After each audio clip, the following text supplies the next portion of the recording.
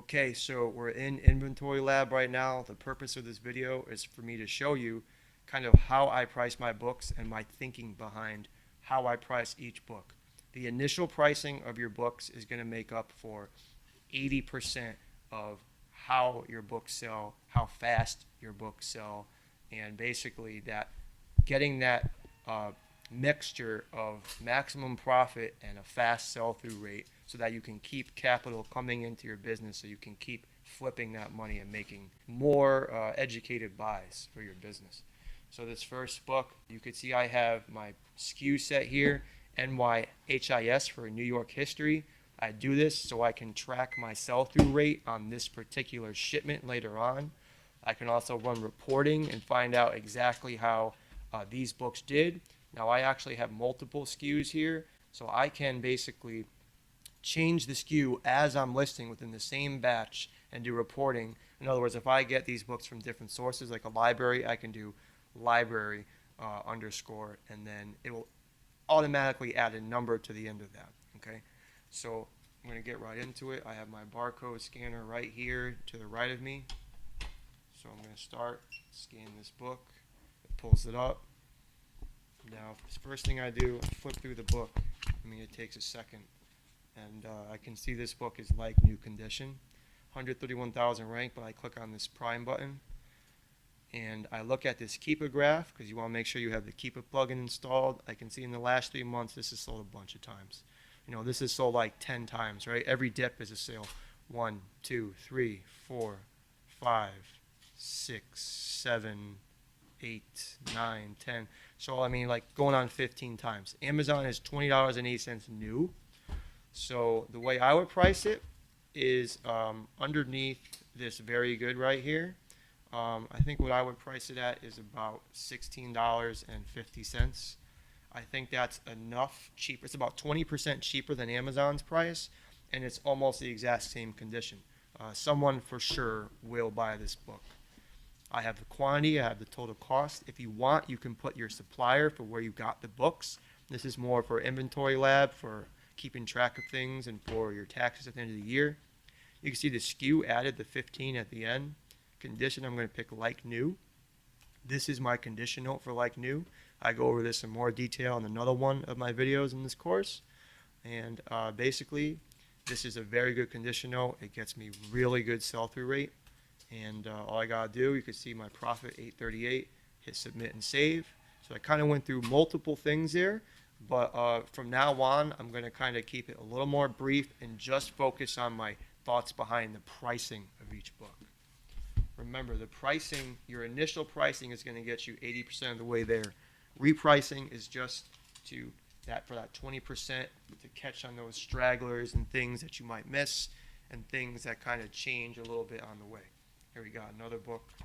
Okay, so this one has an ISBN, so we have to type this one in. Now that last book took me a little while because I'm explaining this to you guys, but in general it would take me not too long at all. This has no sellers on it. If we click on Prime, we can just confirm that there are no sellers on this listing. So it's up to me. I can make a choice. What I'm going to do, take out my phone, and you want to keep your camera up on your phone. I'm going to take a decent picture of the book, put it flat on the table, take the picture, put my phone to the side, and I'm going to upload that at the end. At the end, when I have all my pictures of books I don't have pictures, I'll do that after I'm done listing.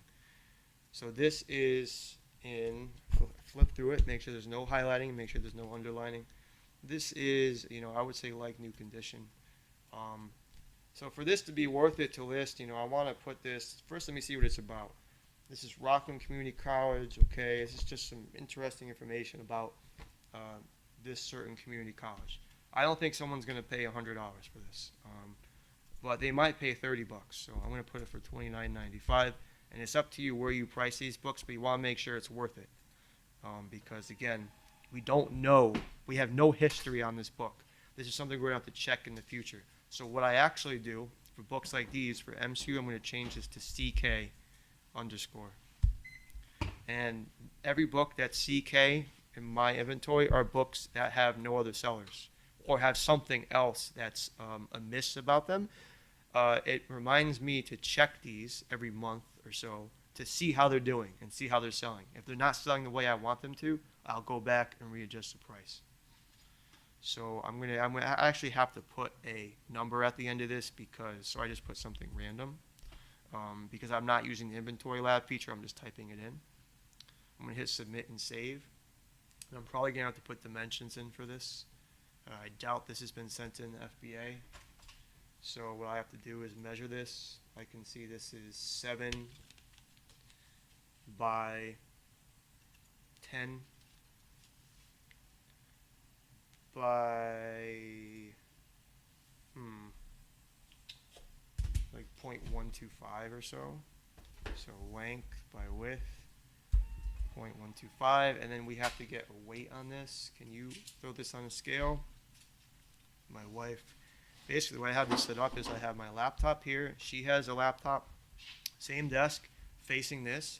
You can both use Inventory Lab, use the same account. We both list at the same time. And Inventory Lab can account for this. And basically, it just speeds up the process. 6 ounces. Okay, so she just said it's 6 ounces. I put in the weight. I hit OK. And what I want to do is I'm going to take this book and I put it to the side. With other books, I had to do the same thing. In an hour, 2 hours or so, I can rescan that book and it'll let me hit submit and send it in and print out a label. But for right now, that book had no information for that listing. So I'm going to keep going. There's a bigger book. You have to be careful with these because the shipping on these to the warehouse can cost a decent amount of money. Okay, so this one, the same book came up, but this appears to be a different picture than what I see. But it looks to be the same. Sometimes that happens, they put a different picture. I'm going to hit the prime button. Now again, I would open it, flip through it. No markings, no highlighting. Again, this is a like new book. Again, so my pricing methodology, 242,000 rank. I hit the prime button. And we can see that this book has sold again maybe 10, 12 times in the last 3 months. The cheapest merchant like new is $14.04. Given the fact that this book has sold this many times in the last 3 months, I feel comfortable pricing it a little higher. I'm going to put my book for $21.95 with a profit of $11.42. Set the condition, hit submit and save. And we're going to kind of go through these at this rate or maybe even a little quicker so I can just really want to focus this video on just pricing and how I initially price because it's so important.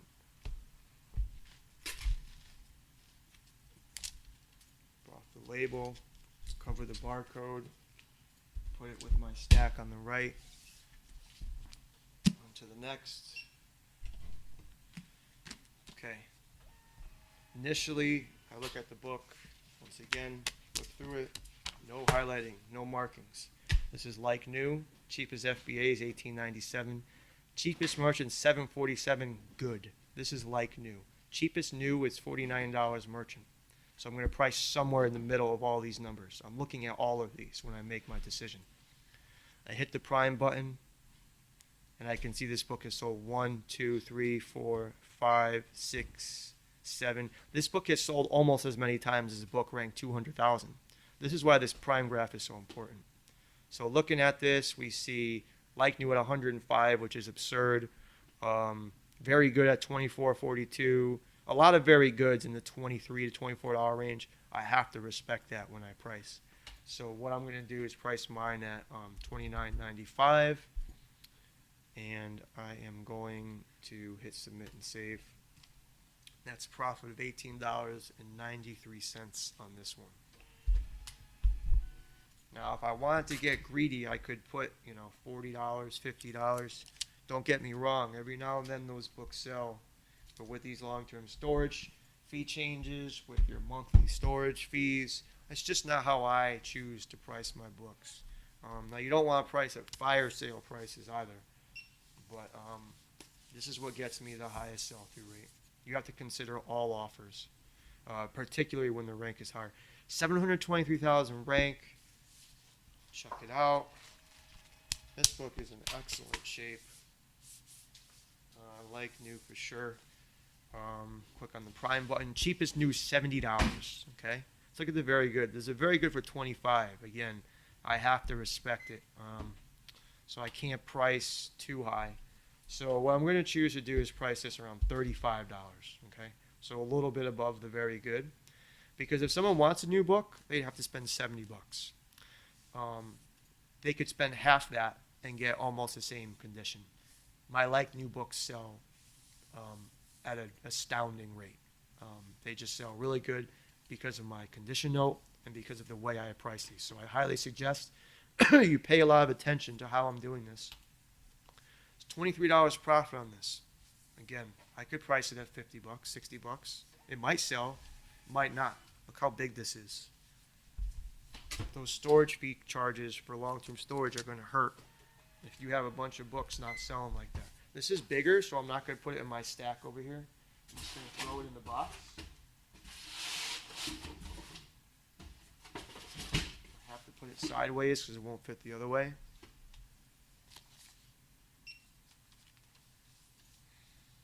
Okay. Immediately, $8, very good. Merchant.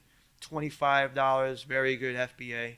Again, we're pricing, if you price based on only the prices here, that's a flawed way to price because you're pricing on books that haven't sold.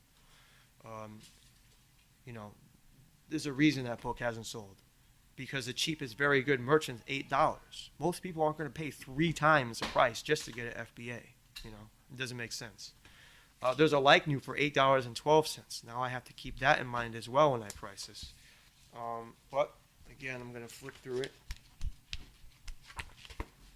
This is another like new book. I'll hit the P for Prime. I'm just going to briefly look and see how many dips. Okay, plenty of dips in there. I think $25 makes sense for like new. I don't think it makes sense for very good. So I'm going to price mine at $24.95,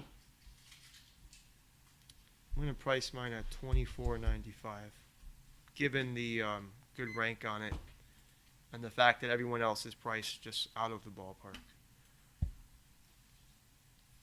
$15.42 profit on this one.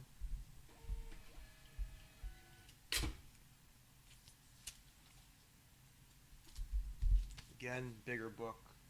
I'm gonna toss it in the box.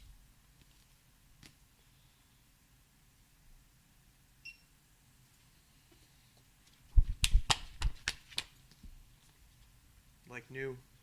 These start really cheap. Really cheap merchant. It's not a good sign. The fact that it only dips a few times here is also not that great. So we got a bunch of X libraries. So we got a like new at $11.95. I wouldn't sell this book any cheaper than that. That's just, for the size of this book, there's no way I'm going less than $11.95. So I'll do $11.94, and I make $2.98 on this book, right? It's not a ton of money. There's a very good for $10.22. Yeah, so I'm just going to have to leave it there, hope it sells. If it doesn't, I can adjust the price as I go.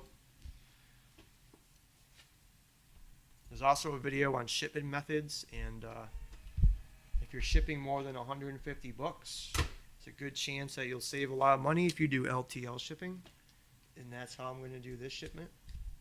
So the bigger books isn't that big a deal. If you're shipping UPS, shipping bigger books like that, I might not have even put that in. I might not have even sold that. It's just too much shipping cost. You always have to look at the size, weight of the book.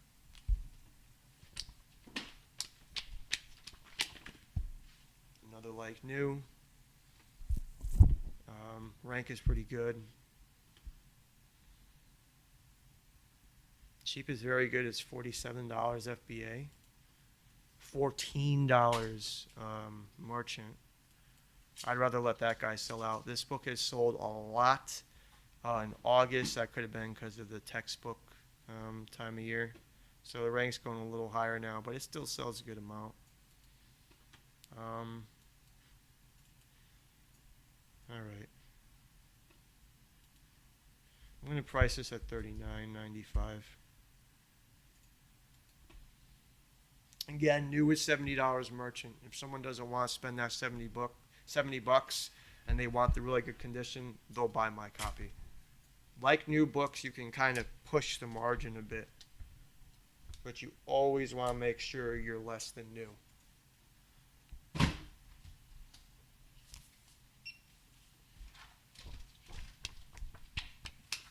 Another like new copy. If someone has it for $11.48 new, I might just let that guy sell out. But then we see we have the news at $11.49, so can't be helped. That guy pricing it there, it's not necessarily incorrect, but I would have priced that book higher than $11.48 if I had a new copy. My copy is very close to new, but not quite. So unfortunately, we're going to do $9.95 on this one, which I still make about $4 in profit, which isn't bad. This will be a quick seller. You have a lot of books like that, but it all adds up. Adds up to a lot of money at the end of the year. $4, $5, $6 profit books. Another like new. New is 1086 merchant. Again, I have to respect that. I can't price absurd. Should they have like new at 1425? It hasn't sold. There's a reason it hasn't sold. It's because it's ridiculous.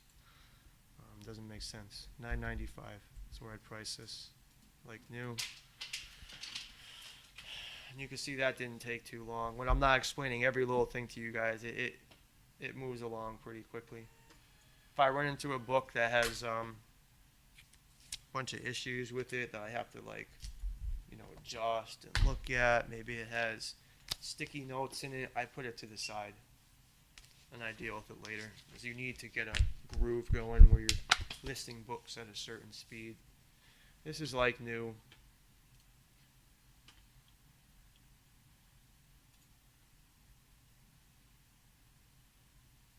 Sold a decent amount of times. $18.95 we've got. I wouldn't sell it less than that. Put mine at $18.93 like new. Roughly $10 profit. Again, someone that doesn't want to spend the new price will definitely buy this book. This is 2 million rank. Okay, so again, I have to consider that. This is $21 new. This thing's only sold twice in the last 3 months. 5 times in the last 200 days. Given that's the case, mine is, well, this has CDs, so these are kind of a pain. These are going to take you a little longer to list. You really have no choice but to open it up and kind of take a look. And unfortunately, when there's multiple discs, you have to look at every single one of them. But this whole set hasn't even been touched. So this is like new. I can't price it too crazy though. Unfortunately, I'm gonna price $14.83.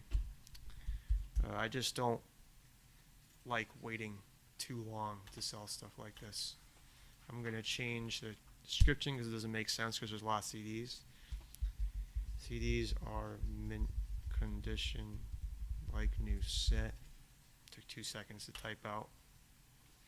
I make $7.62 on this. Profit. You spend like $1 on it. You can't get greedy. You can't get greedy when you're spending so little on this stuff.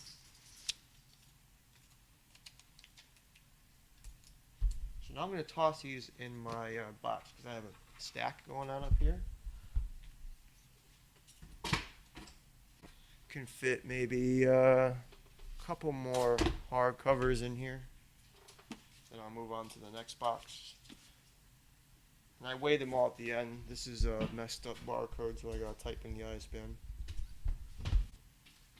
$15.95 new. See how many times it's sold. Sells quite a bit. We got good at $11.95, which is too high. I'm gonna price mine $11.94. Like new. Make a quick $5 and throw the label on. This box is almost full. Typed in the wrong number.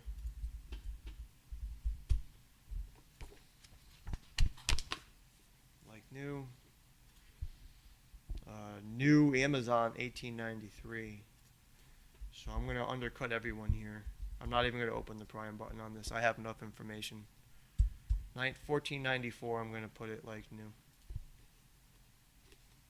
And this will definitely sell quickly. There's a little price tag here. I'm just going to cover that since there's no actual barcode. This is almost new. This is really amazing condition. This is like new. $17 new. The rank on this is 12K. So really good rank. $13.65 is the cheapest like new. I'm going to price right underneath that. This will definitely sell. When the rank is under like 20,000, 10,000, I can price $1. Literally $1 underneath new and the book will sell. Because that pool of buyers is just huge. You're not looking for that one special buyer.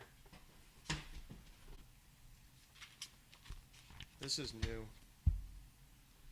Well, there's a small flaw on this, really small flaw. Would have been new.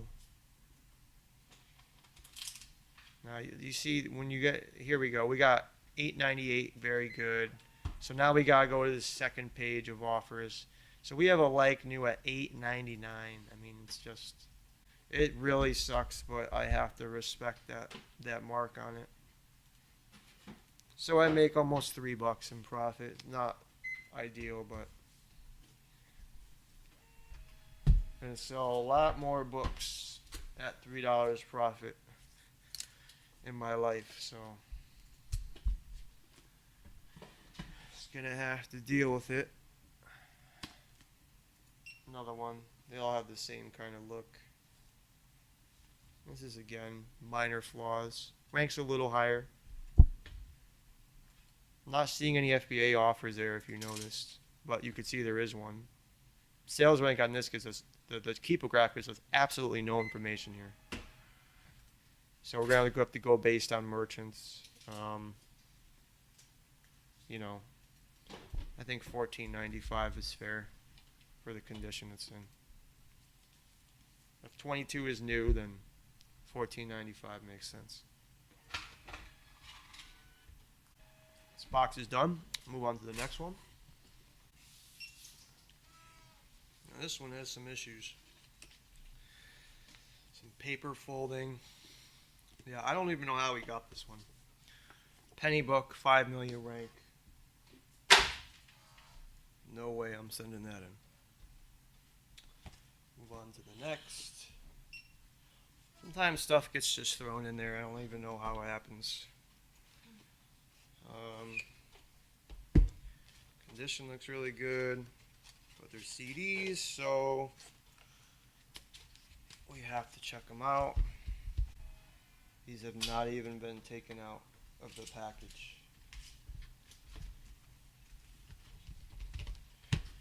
Now I actually have a really, really good condition note for CDs or audiobooks that are in like new condition. And that's in my other video that goes over the condition notes, but I'm going to choose it for this one. So $43 new, 533,000 rank. If I want the quick sale, I undercut the very good guy. And given this is only sold 4 or 5 times, you know, those could all be merchant sales for all I know. But given the condition on this, as good as it is, I'm going to price it a little higher. $29.95. I'm going to pick my special condition note from a Mint. See, it says Mint Private CD collection. I'm going to put Mint Private audiobook collection. I'm just going to play CD with audiobook. You know, it takes a couple of seconds. And, you know, usually that's for CDs, but it's audiobook. It's the same thing. My sell-through rate on CDs with that condition note is like 96% or something ridiculous.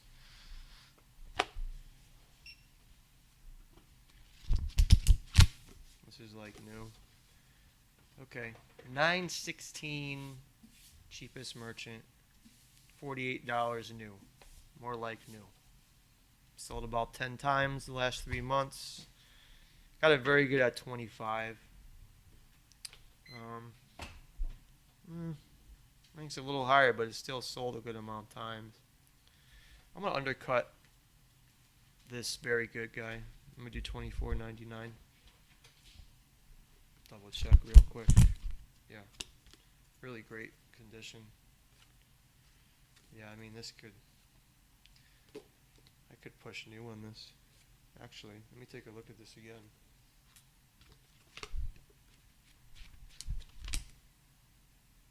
Nah, it's another one of those situations.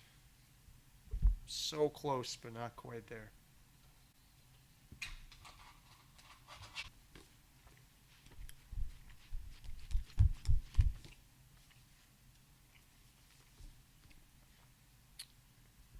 This is like new. And we got very good at about $10.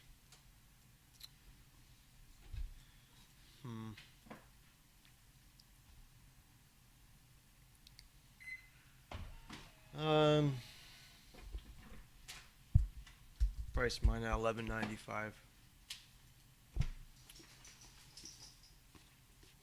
Pretty good deal for whoever buys this. If you think about the customer when you price your books and think, what would you pick? Think about the condition note. It's like new. What kind of person buys like new? Someone that cares about the condition of their book. So it's someone that's likely to buy new copies. So it's someone that's willing to generally spend more. But it's also people that are looking for a deal. When you keep that in mind as well, it also helps you in choosing how to price. Alright, so this is like no. See, we got two here. I mean, they're like the exact same book, it looks like. I don't even know how this happens. People make duplicate listings. We don't really have any FBAs except one ridiculously priced X library copy at $55. It's only sold like maybe 3 times in the last 3 months. This book does not sell very often. I mean, look at this. That's awful. I can't mess around on something like this. I've gotta respect it and price this at $19.28.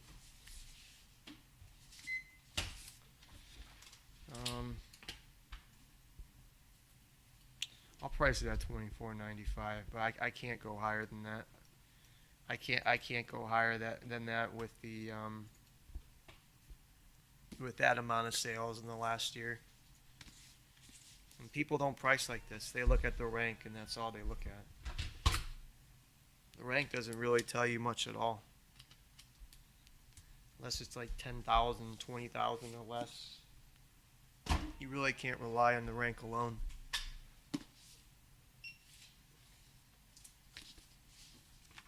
This is very good if there's no highlighting. There's not. We've got a new for $12.94. You know, these people are the people that, you know, that's for another day. But that type of pricing is insane. I'm gonna price at $12.92 like new. Will that new guy sell before me? Well, possibly, but that's okay. The rank wasn't too high. It wasn't too bad of a seller.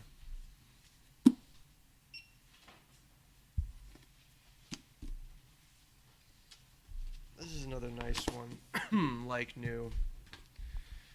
We got a new though at 35 bucks. So again, I don't need any more information than this. I'll price at $24.98. I'll check real quick just to make sure the sales rank isn't totally lying. See, it's good. $24.98 like new. Done. On to the next. If you have hundreds of books to list, I do recommend having someone help you do this. You can do the whole bulk listing thing, but I gotta tell you, it is not a good way to go, because you just don't have that control over the individual pricing on each book. Reprices aren't smart enough yet. Okay, we got a like new at $10.95, so I'm just gonna undercut the very good. I don't care about the 80 cents. So $10.10. Quick, almost $4. All right, so I have a like new copy of this book right now. So if I was pricing this, what I'm going to give you is my price now. If I was pricing it now, and if I was pricing it after the fee increase as of February 22nd, okay? So if I was pricing it now, this guy has it at $8.23, okay? If I put mine at $8.22, inventory lab, see, it's giving me, I have the total cost too high. All right, so if I spend $1 on this book and I price it at $8.22, it says profit I make $2.12. All right. So for a book ranked this high, it's not really where we want to be. So I don't really know why people price like this. I have to be honest with you. It doesn't make any sense. But these people, they won't be in business long if they keep pricing their books like this. And the good news is, as of February 22nd, it's not going to fly anymore. There'll be a brief race to the bottom, and then everything should stabilize out. And you're going to see the minimum FBA price. You really should not see less than $8 as of, February 22nd in 2017. So, with that said, so I'm going to give you what I would price this as of the fee increase, because it's something that you'd want to know. So all this stuff under $10, I'm going to ignore. Okay. I'm simply going to ignore it. And, I'm going to price as if it was $10 or up. And I would price mine under this guy at $12.99. I would price mine at, $12.98. Okay. So if someone wants a like new copy, they have the choice of this guy, which, okay, maybe his will sell first. That's fine. It has a history of selling 10 times over a 3-month period. Okay, so that's okay. And then next will be ours. And, that's okay. When we're talking 2.5 million ranking up, then you really want to be the next sale. But we can live with it. We can live with it. So $12.98 is what I would price this as. Based on how many times it has dipped in Keepa, because this is gold, and a lot of people, they just don't look at this. So this is really good information when you're pricing. So that's what I would price that as. And we will move on to the next one. Everyday Racism. So a lot of these books, books like this can have some value. Okay, let's pull this up. So it's a 1.9 million rank. Now let's talk about condition. Condition we're looking at very good.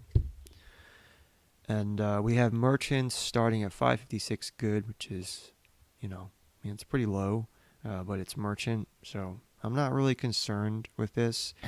Very good go up, start at $34.08. My only concern is that, if someone just wants it cheap, they'll buy the $5 one.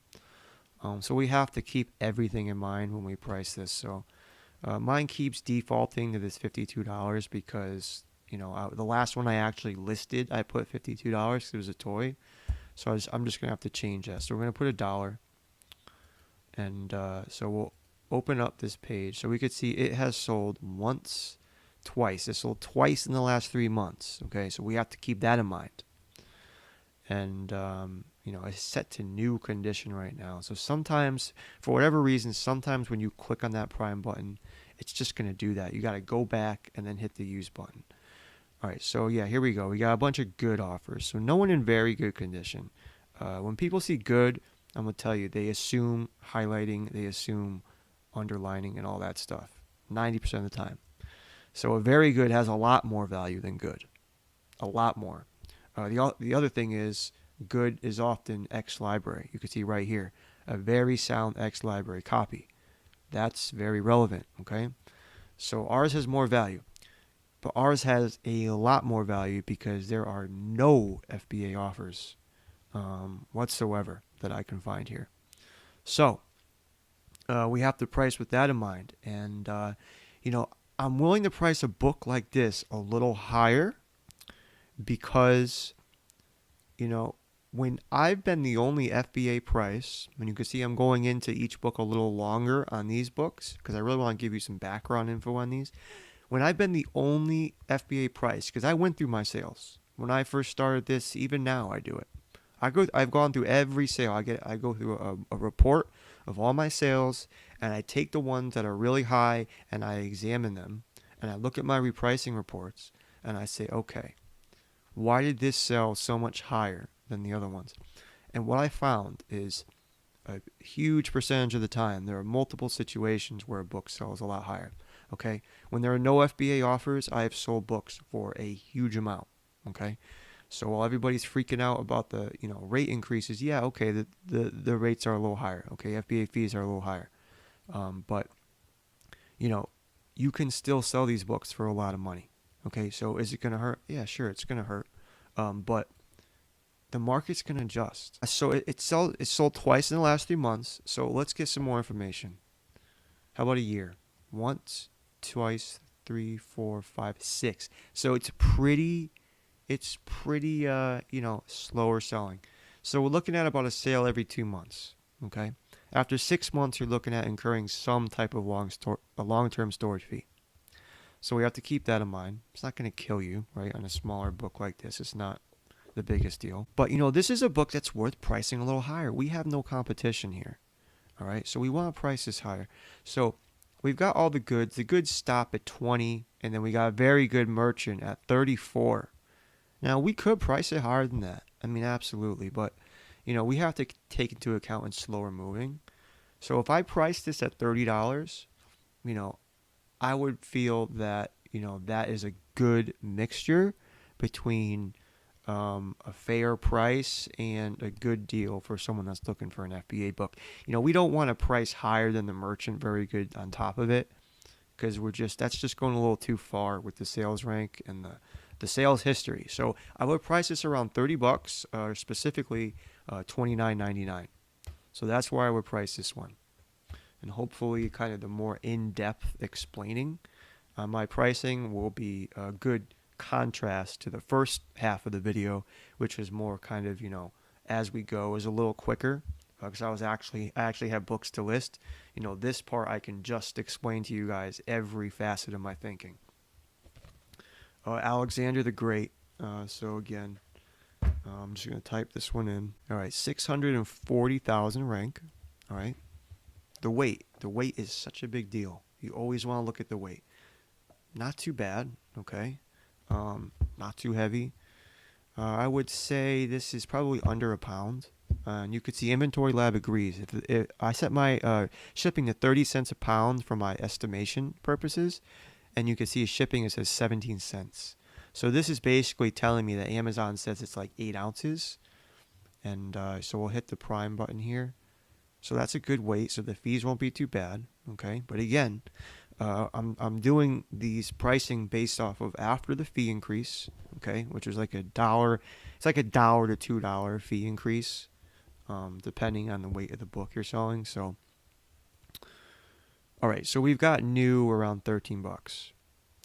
So we want to check the used offers. And we want to get a good overall picture of everything, so we show everything at first. 3 months, we got how many dips? This is the first thing I do, and I do it real fast. So I'm here counting it with you, but I mean I look at it and I'm like, okay, I know in my head that I have a good estimate.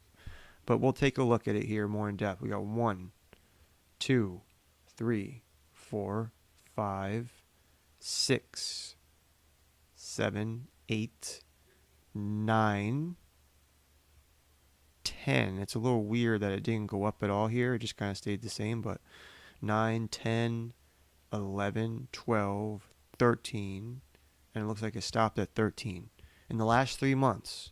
So that's roughly 4 sales per month, okay? So that's going to be a mixture between merchant and FBA, okay? And we're going to hit prime because we saw the merchant offer. So these guys are never going to sell a book. 1323 good when Amazon is selling it new for 13 something. They don't have a chance in hell of selling that book. Very, very, very rare. And you see they have all these feedbacks, so they probably got a big operation going where they got employees messing stuff up left and right, right? So that's probably what happened with this. So the condition on this, I would say, is this is actually good condition, I would say. Because it's good, I would like to list this for $10, but I would say around $9 is fair on this because of the weight, okay, and because of the fee increase. We can't go down $7 or whatever. Not that I would want to anyway. So I would say around $9, still make a decent profit on it, and so that's where I would price this one, and that's significantly cheaper than the other options, right? So you can expect it to sell at that price. Forgotten Civilization. Move on to the next book. All right, 214,000 rank. We have Amazon new for $15.86. And let's take a look at the Keepa graph. And this is selling very healthy. Very healthy sales rank chart. So when you see these up and down constantly, almost like electricity or something, that's, it means it's constantly selling up and down, up and down, up and down. So if I actually went to count these, it would be rather significant. Amazon's at 16 bucks. So we're going to click back because for whatever reason, this thing is just not bringing us to the right page. And I have a plugin, by the way, for Chrome, which I'm going to be offering for sale at a super fair price. It's going to really speed up your listing on Inventory Lab. And I had it developed specifically for selling books. So, once that's done, you'll definitely hear about it. We've got acceptable starting at $7. So $4, or no, $8. $4 for $4 shipping. So this book is up there on the merchant end. And, our condition, because condition does matter. I wouldn't listen to anybody that tells you otherwise. Condition definitely matters. This is like new. So given that it's a like new book, given that a new book is around 16, and given that, of course, the fee increases on, we're taking that into account in this video. We got good at $12.72. Then we have very good at $13.50, like new at $13.99. So these are reasonable, but this is a very healthy sales rank history. And again, if you heard some of the things I've been talking about, if we have a price here, it means it hasn't sold yet, right? So these aren't always the best prices to go against. Sometimes you just have to use common sense. So I would price this around $12.99 or so. And if you really want a faster sale, you could just undercut this guy at $12.72. Yeah, we're undercutting it good, but you know what? They can get new for $3 or $4 more, right? These are the common sense things. You have to keep them in mind. So I would price this $12.71 if we want to be a little more aggressive, or a little less aggressive, $12.99, $13, maybe up to $13.25. So that's where I would price this one. Okay, and we've got another smaller book here. I'll make sure to do some heavier ones too, so you can get a feel for, what my thoughts on that are. So I've actually sold this book before. Looks like for $12. So we'll say use. We'll say I'll use the same SKU. So I sold for $12 before, and look at the new price, $16.35. I had a very good copy for $12, and it sold. What do you think I would price this one at?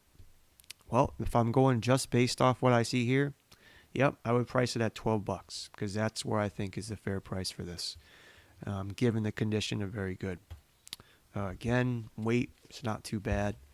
Okay, so we're always keeping in mind weight, and when we look at the dips here, you got a lot, right? 1, 2, 3, 4, 5, right? So you can see it's selling at a reasonable rate. So yeah, are we undercutting these people? Sure, we're undercutting them a bit. But does it make sense to price a very good book like $1 underneath a new book? Not really. And you know what speaks to that even more?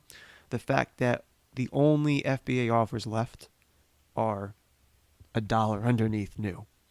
No one's bought them, right? If they're there, it means no one has bought them.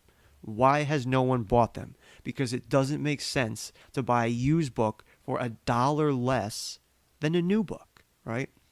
So I would price this at $12. So let's move on to a little bit heavier of a book. All right, so this one is a little bit in the middle. This is a little heavier. This has got to be at least 3 to 4 pounds, like new condition. Okay, so that's good. So for FBA, looks like new is $29, cheapest for FBA. Yep, $29. As far as sales history goes, it looks like we got 1, 2, 3. Yeah, 1, 2, 3, 4. There's a little drop here. I don't know if I want to count that. 5. So we'll say 5, maybe 6. Sales in the last 3 months. Like new condition. News at $29. So let's look at everything, because this is over 1 million ranked now. Okay, so we have to, if you're keeping in mind that sales rank video I did, we have to look at everything. Like new. Notice a pattern here? Nothing like new here. We got acceptable around $10. We got good at $10.95. No like new. Oh, we got a like new for 10 plus 4 shipping. That's where the like new begins, okay? And we're already up to $20. We're already up to $20. But Amazon is at 29 new, okay? Remember, 29 new. So you're buying a book, what are you going to pick? Well, it depends on that buyer split. People pick different things. But we know FBA buyers are willing to spend a little bit more. Given that ours is new, I would price this on a low end of $18 and on a high end of $22. I wouldn't go higher than 22 because of the sales rank and because of the sales history on this book. So between 18 and 22, depending on how aggressive you want to move through your inventory, is how I would price this one. Looks like we got a history book here. All right, so you could see we got 2. This is an interesting topic for, in case you haven't ran across this. 2, 0 rank, no picture, and 1 with a rank, a decent rank, and a picture. Well, of course we're going to choose this one. Condition. First thing. We're looking at very good, I would say. Close to like new, but there's a little bit of marks on the side here, and yeah, it's I would say very good is about as high as I would go on this. Now you always want to flip through it, of course, because the writing and the underlining is going to change that. So I haven't been doing that with these. But of course, you saw me do that throughout the first half of the video, so you always want to flip through it. So, not too heavy of a book.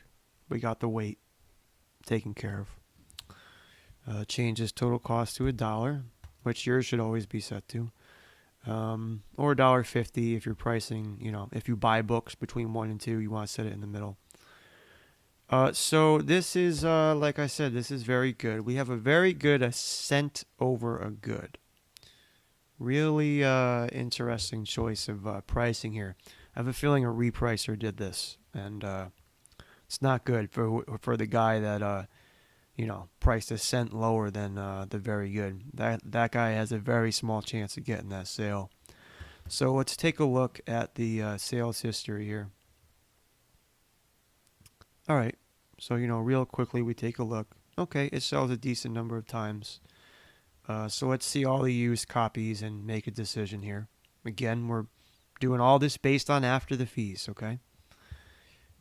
So a couple very good, $8.16. So after that, though, to get another very good, we're up to $15, okay?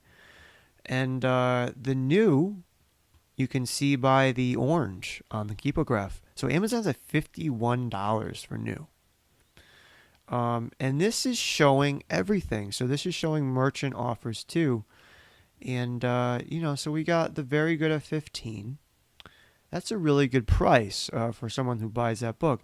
Now, yeah, the book at $8.16 is better, but like I said, once those fee increases come, you're not going to see these books at these prices anymore. You may see it like that for a short time, but the market's going to stabilize real quick. This is not going to be the norm. So with that said, we are looking at around that $15 mark.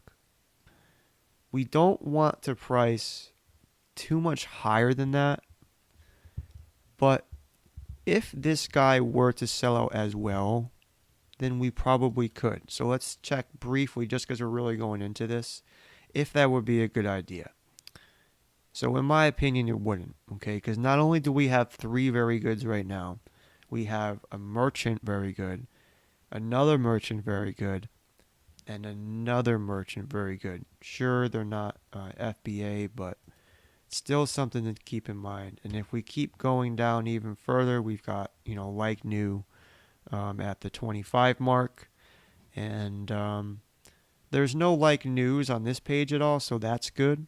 So we don't have to worry about someone outclassing us with a better condition book at the same price. So I would say it makes sense to price this around 15. If you were willing to wait and pay a little bit in fees, I do think you could get this sale at $20. So if you were going a little more aggressive, I would say around $14.99 because we want to undercut the guy by a cent. We don't want to undercut by too much. And if we were going a little more lenient, willing to wait for these guys to sell out, willing to wait for the market to stabilize, you could do it for 20. Both may produce similar results because if you price it at 20, it's going to take a little longer to sell, theoretically. This is all in theory. But if you price it at the $14.99, in theory, it should sell quicker. However, with the fees from storage, so that will kind of eat some of the profit. So again, this is all things that you should track for yourself and come up with the best model for your business. But I'm telling you that this book has the best chance of selling between $15 and $20. Forget the guy's gutter pricing, at $8, which will be pretty much gutter pricing when the fees hit. So everything will adjust. Forget about those, and that's where I would price it. So this one we got between $15 and $20. So we have a Going Bohemian, How to Teach Writing Like You Mean It. So an educational based book here. Let's take a look at this education softcover book here. Ranks a little higher, 1.3 million, but not too terrible. Merchants start at $8.80. Let's look at condition. Right? Want to flip through it a bit. All right, we're looking at like new on this. This is in really good shape. So let's see if Amazon sells it, because that's nice to know. If we see orange on this graph and Amazon sells it, we could see they don't. And of course, if you see them here, then we know they sell it. So we got news at 30. So the FBA price for new, we're looking at 30 bucks. So let's take a look at the used, because we're going in at like new. So again, we're going to look at all offers, not just prime. I think it's very foolish to look at just prime if the sales rank is, where we're talking about. So last 3 months, 1, 2, 3, 4, 5, 6, and then it cuts off 6 times. So that's twice a month. We're going to have a split between merchant and FBA buyers. We'll say half and half. So FBA, we're looking at this selling once a month. You've got 6 months to sell this before you incur some kind of long-term storage fee. Given the price of the book, the long-term storage fee on the size of this book, it's not going to kill you. However, it's always good to sell books faster if you can, right? But this is a like new book, so we're going to be looking for someone that wants it new but doesn't want to spend 30 bucks. So we have to make it worth their time and their money. So we've got very good at $15.50. We have 2 of them. 2 very good at $15.50. I think those are priced right for an FBA copy. For like new, we have a guy at 25. But again, it hasn't sold. It hasn't sold. So I would price this between the very good and the like new guy. I would price this around 20. If you want to be more aggressive, you can go around 18. But between 18 and 21 is around the range, I would say, for this one. And you might have to wait a little bit, but this book would definitely sell. Even if it came time, long-term storage fees came, I still had this in here. Yeah, I'd lower the price a bit. And the good thing about reprice it is you can set those templates where if the book has been in there for 6 months, you could set your whole new template to be a little more aggressive. You can actually have it every month. Book sits in there, get a little more aggressive, a little more aggressive, a little more aggressive. Lower your floor a little bit more every month. And you could do it that way. So 18 to 21 on this would be a good price. So let's go over a real monster of a book. So we want to go over something really big, okay? So let me see if I could find a book like that behind me. Okay, so I wouldn't necessarily call this a monster, but this is pretty big and pretty heavy. This has got to be at least, it's going on 6 to 8 pounds, at least. So let's pull this one up, see what this is going for, because that weight is going to make a big difference in how we price this book, and if we even decide to list a book like this, FBA anyway. So the Campaigns of Napoleon. All right, 245,000 rank. That's the good news. So it looks like a good rank. And it looks like we have sold this for $95 because I have 0 in stock. So that's a good sign. But let's take a look at this. Wow, okay, so this is quite expensive, okay? And we sell these books fairly frequently, and that's why I kind of have to find it a bit strange when people talking about completely jumping ship, because there's a little bit of fee increase. Yeah, the fees are going up. That's life. The market will adjust. I'm not happy about it. Of course, everyone will lose a little bit of money at first, but the market will adjust. And am I going to really notice that out of a book like this? Not really. Now, I'm not selling all my books like this, but of course you're not going to find all your books like this. But, you're going to come across them. You're going to come across them. And when you actually go out there and start scanning these, you're going to be like, wow, I can't believe I paid $1 and I found this $95 book, and I listed it and it actually sold, and I got monthly payment in my bank account, and I actually spent it on my mortgage. I spent it on, this or that. So let's get back into this. So this is heavy, right? This is heavy. So let's actually see just how heavy it is. So let's take a look, hit the Prime button, and we want to click on the actual picture here because we want to see what Amazon says, because it goes by their weight at the end of the day.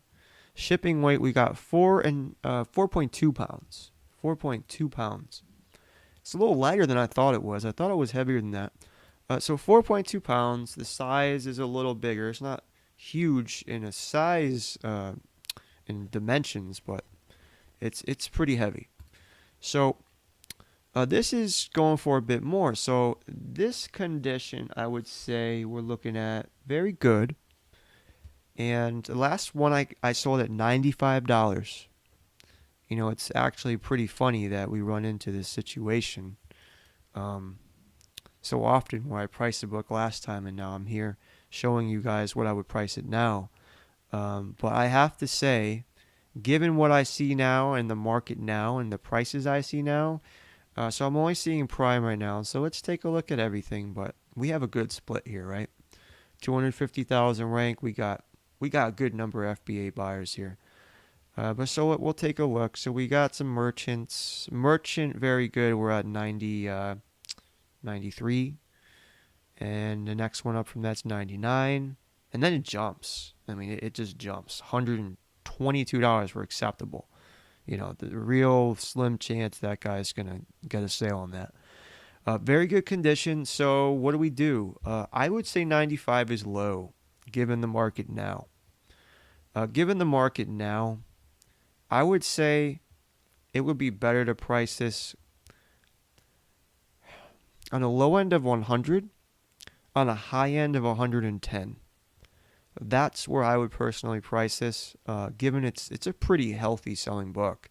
And it is a little rare to find, books this price that aren't textbooks that sell this frequently. So it must be a really good book or a real popular book. It obviously has value. And it doesn't look like there's a ton of people selling it. There's just not that many copies of it. So with that said, that would be my price. So I would price this between 100 and 110. I sold it for 95 last time. But I think given the circumstances, I could definitely get 100. Definitely. All day long. But if I want a few more bucks for it, I could do that. $105, definitely think I have a good shot. And 110 might sit a little longer, but I would expect to get that sale too. So that was a little heavier. But we have another book here, Piratology. And I'm not sure exactly how valuable this is. I believe it's a pop-up book from one of the pop-up book lots I got. So let's put this one in. And this is going to be the last one here, because I think you guys are going to have the picture by the end of this. So this book is kind of big. We're looking at shipping estimation of 51 cents. That's what Inventory Lab is telling us.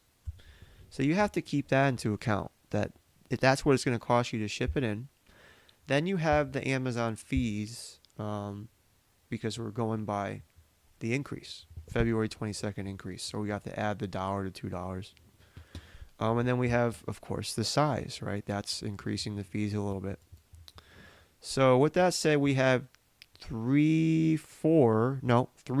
new at 1084, and an Amazon new at 15. What's our condition? Our condition is like new.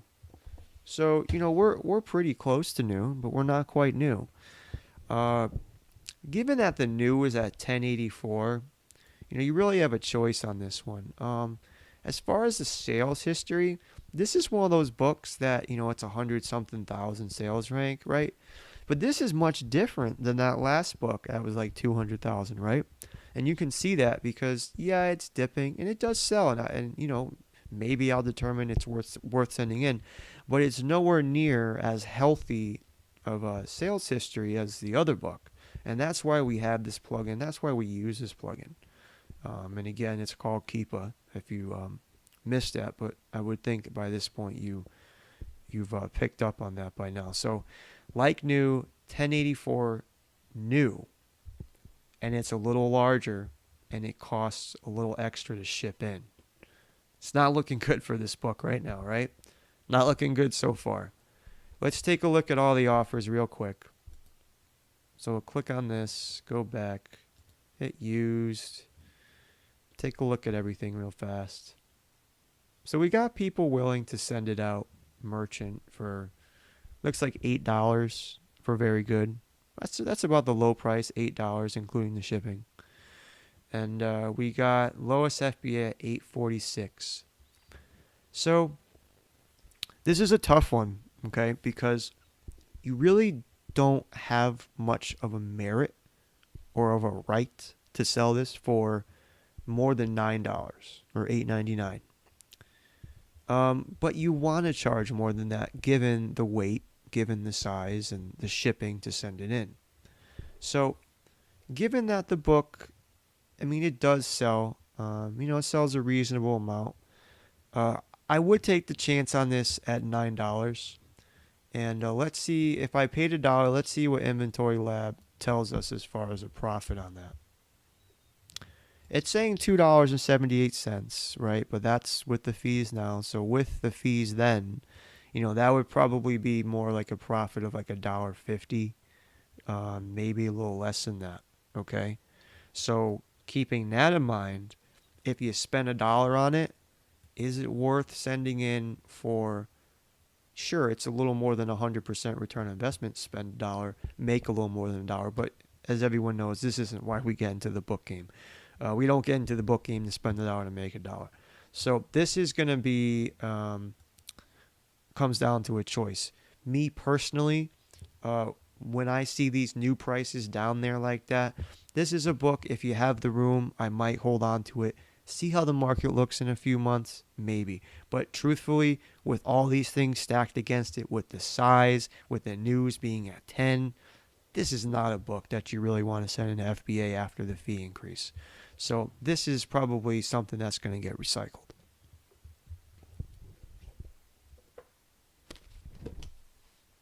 And we'll do one more.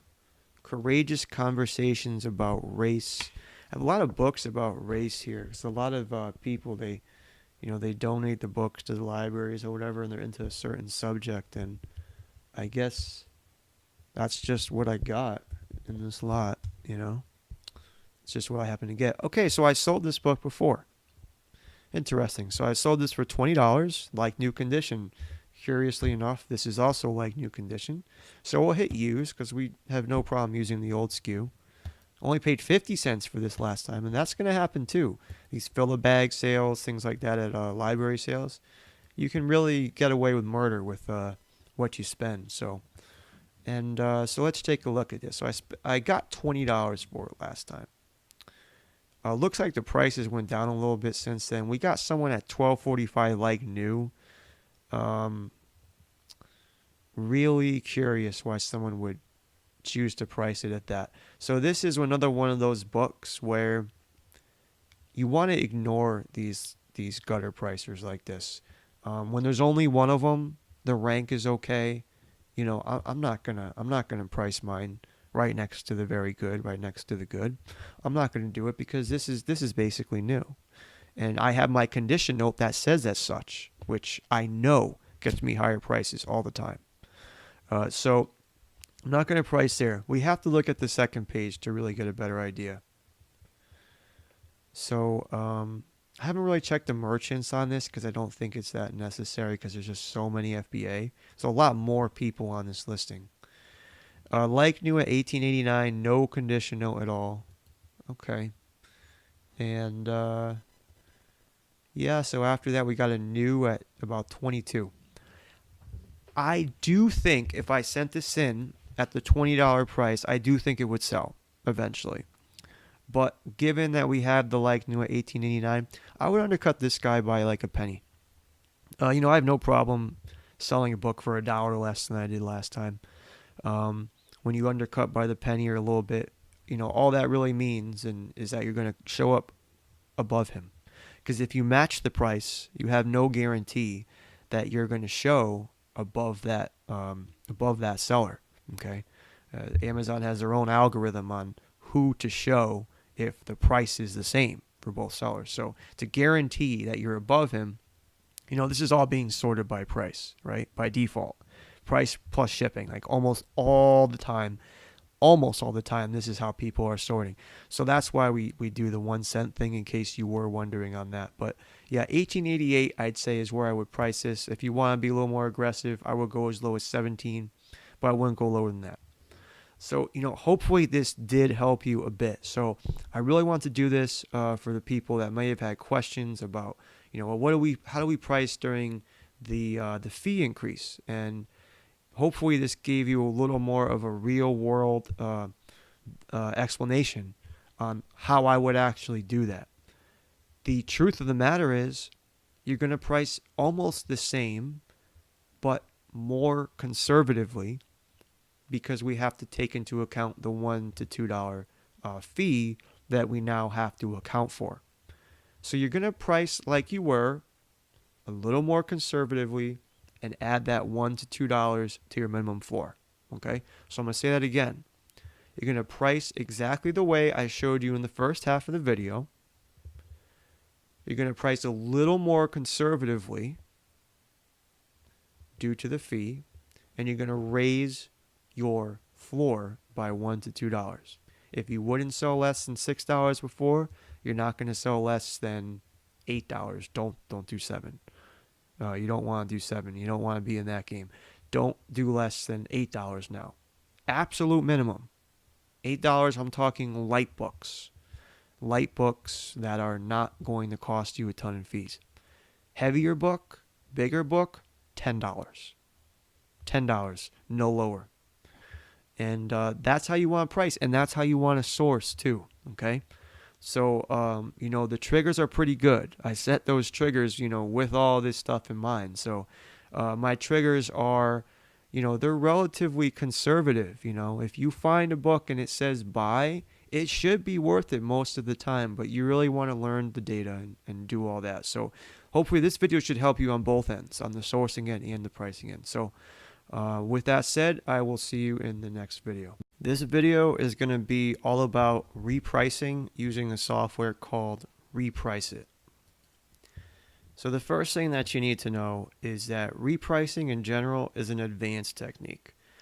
Automated repricing with Reprice It is pretty much considered advanced in terms of an aspect of selling books online. It's completely unnecessary unless you're selling over 1,000 books at a time in your inventory.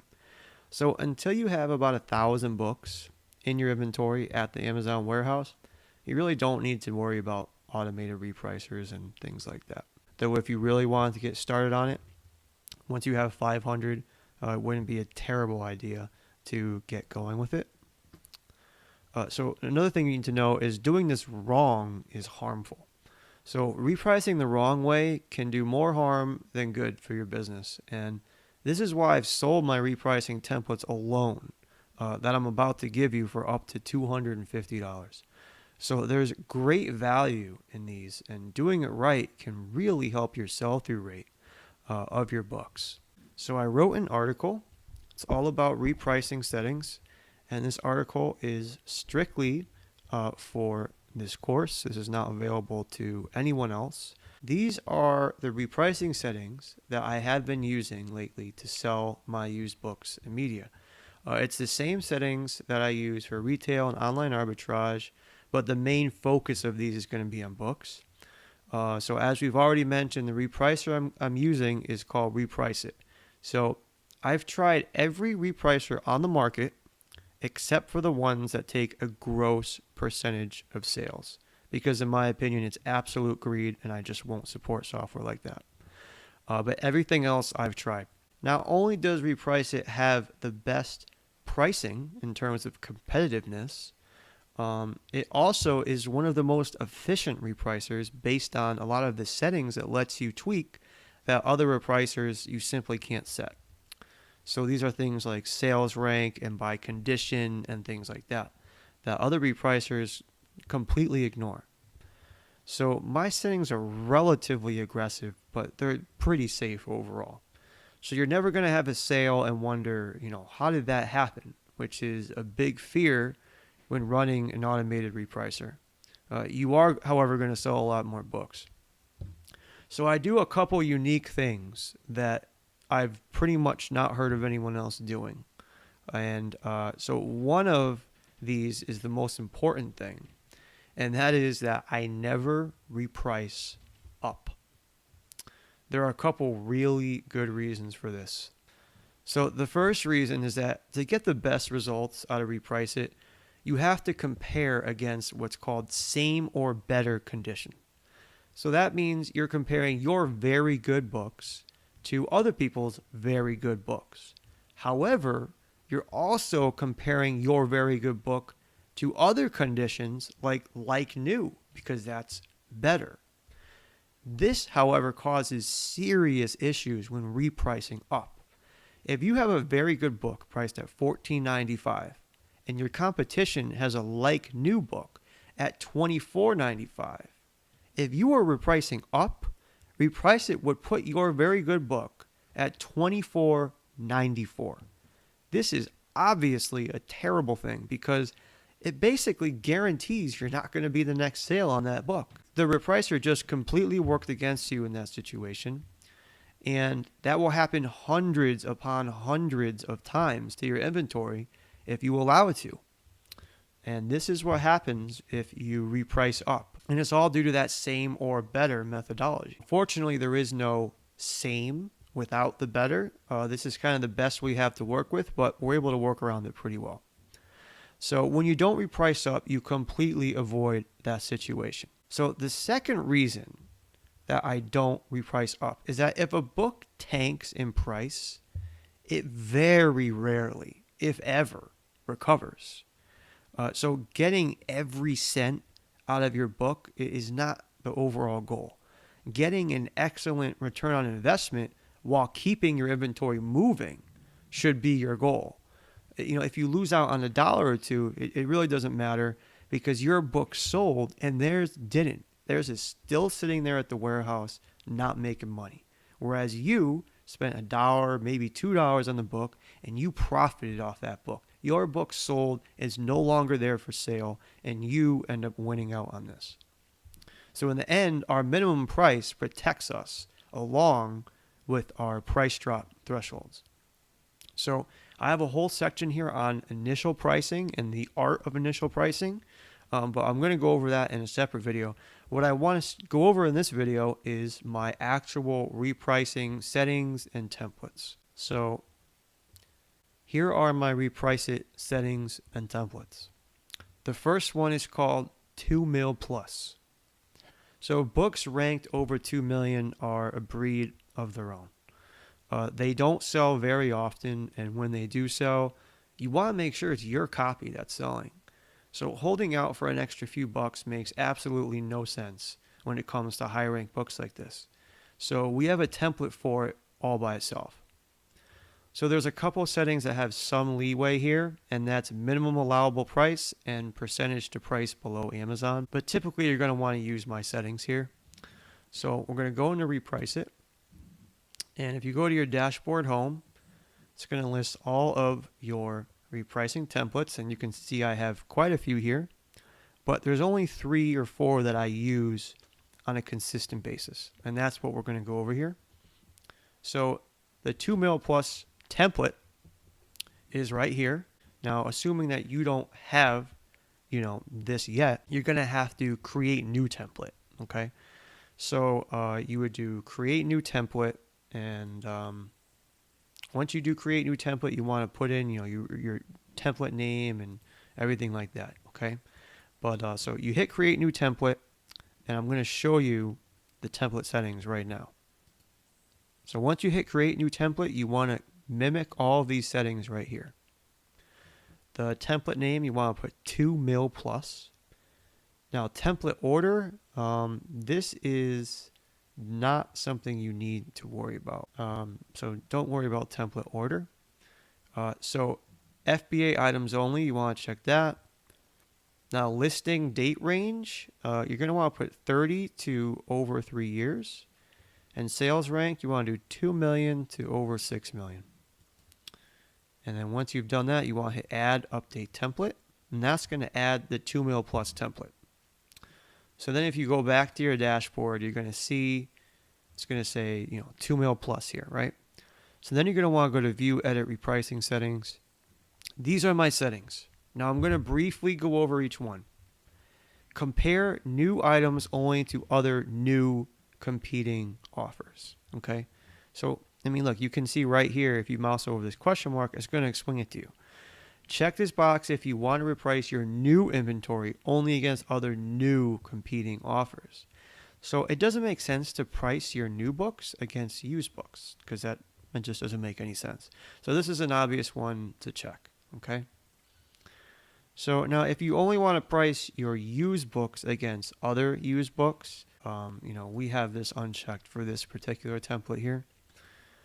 So we want to exclude acceptable offers because 99% of the time we're not listing books that are completely beat up and worn out. So we don't want to price against those. So we want to keep that checked. Just launched offers. So these are people that just started their account. They have no feedback yet. Again, these are people that we want to ignore. Exclude competing offers with a seller rating below. I have this set to 90%. So if someone has a feedback rating of 85%, again, we don't care about their price. So minimum allowable price, these are 2 mil plus books. So these are books that should have good value that you're sending in. We don't want these to go below $9.95 at a minimum. Maximum we have set to 500. Number of competing offers we have set to 3. So essentially, it means it's going to look at a maximum of 3 other used or new offers when it makes its pricing decisions. And I think 3 has been a pretty good number to work with. Any more than that doesn't work so well. So the other 2 you want to set to 1. Now, if the price of an item goes down more than this percent, do not reprice. This is a very important setting.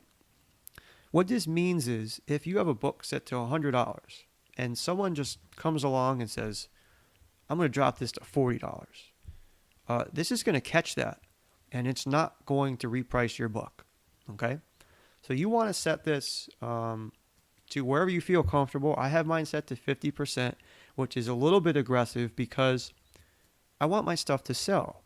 Again, we're not paying a lot for this stuff. We can't nickel and dime here, and we can't be so concerned about every little dollar.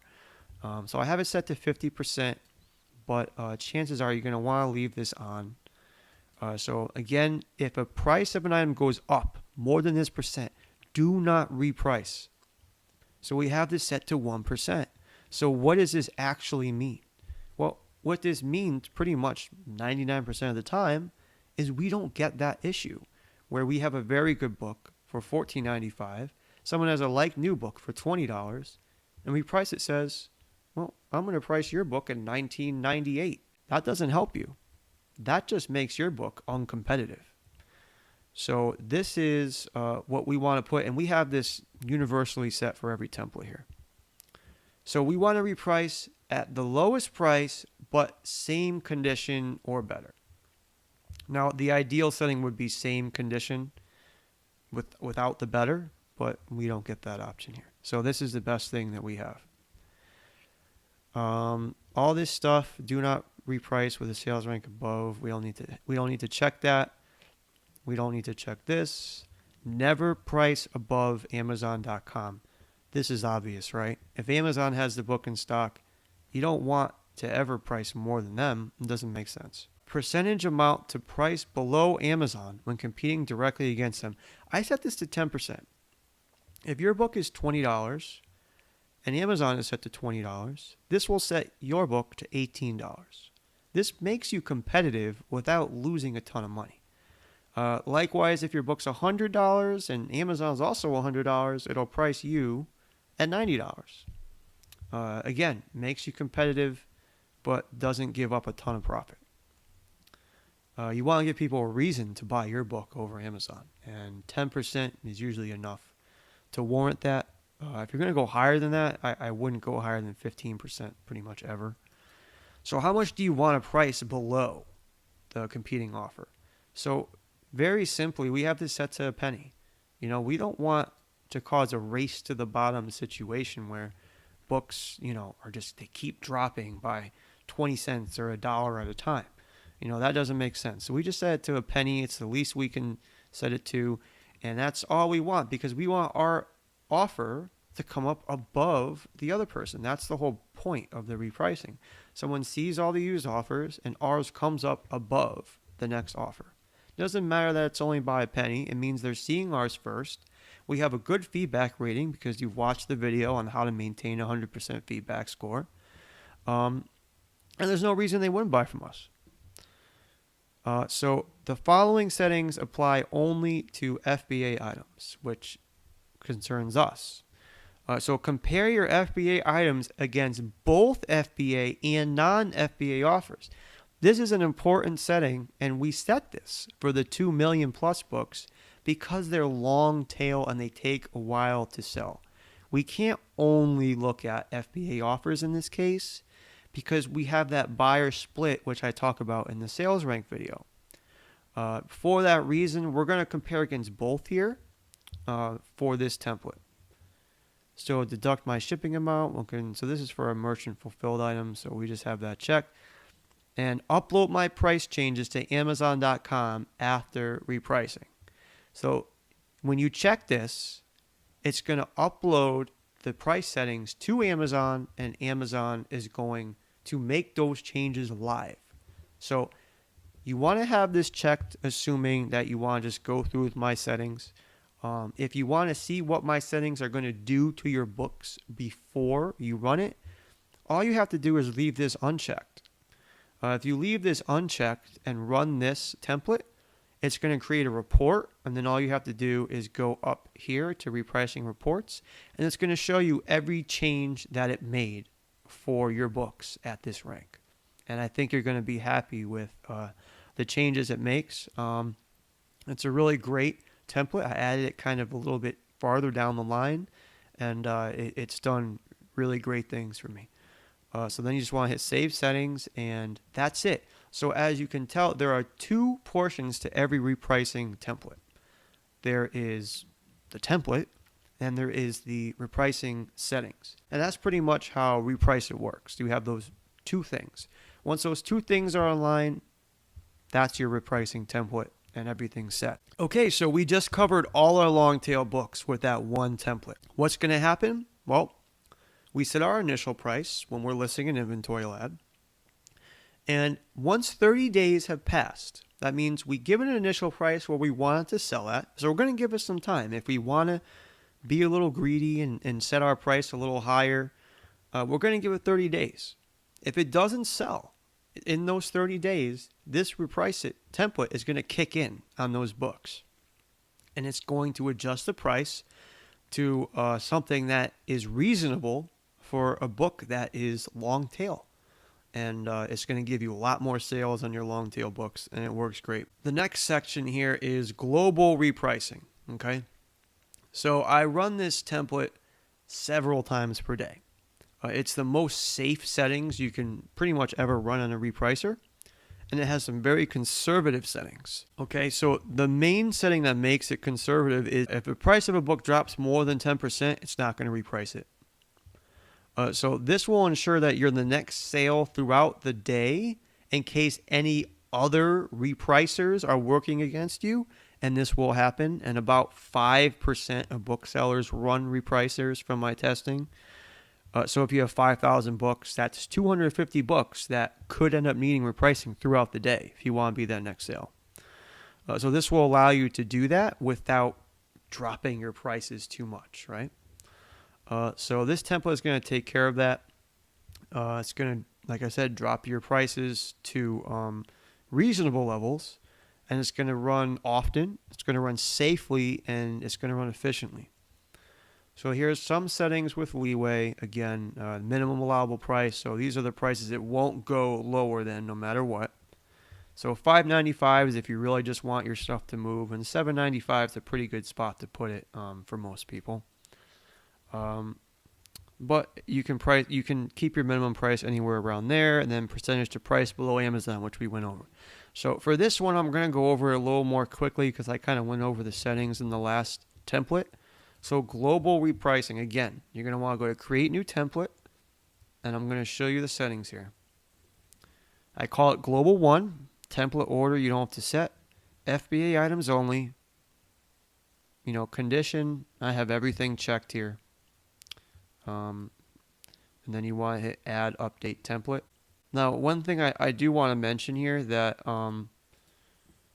for the global template, I have all these conditions checked, but if you check nothing, it's going to do everything. So you can either check everything or you can leave them unchecked, but just make sure you don't have some checked and the other ones not checked. Either check all these or leave them all unchecked. That'll give the same effect. So these are the settings for global 1. Okay, so these are the settings for global 1. We want all these top 4 checked. 90% minimum, I set to $6.99. We want this checked. We want maximum allowable price set to $500 or higher. We want this set to 3, 1, 1. This leave blank. If a price of an item goes down more than this percent, we set to 10. You can adjust this from anywhere from 10 to 20 is fine in my experience. If a price of an item goes up more than this percent, do not reprice. This is very important. Set this to 1. We want to do same condition or better. Leave these blank. Same thing here, 10%. Fixed price of 1 cent. And now we only want to compare FBA items against other FBA offers here. Okay, so we want this one checked. Again, same thing. Leave this checked. And if you want to simply upload the settings to Amazon when this repricer template runs, you want to check this. If you want to go over it and test it out and see what it's going to do, leave it unchecked, run the template, go to your repricer reports, and see what changes it made to your inventory. And once you think it looks good and you mess with the settings, if you want to make tweaks, though these really are really good settings for someone that's just starting out. You shouldn't have to change pretty much anything. But if you wanted to, you could make changes and then save the settings and then check this, and then it'll make it live. So these are my global 1 settings. Again, I run this multiple times a day. Okay, the last repricing template that we really have, that we run on a regular basis here, is called main. And we go over this here. So it's called main repricing. So this is the other template that I use, and it's run twice a day. So only twice. Again, we have the minimum price. So this is something you can change between $6 and $8 is a good minimum. Percentage to price below Amazon, this is best around 10 to 15 again. And if the price of an item goes down more than X percent, do not reprice. Again, there's some leeway here, completely up to you. So I have this set to 30%, which keeps my book selling at a fast pace, and it also protects me from lowballers and mega sellers. So this value can be changed though, depending on how aggressive or conservative you want to be. So 30% is mostly safe, but it's efficient. 50% is semi-aggressive, and if over 70% is pretty aggressive.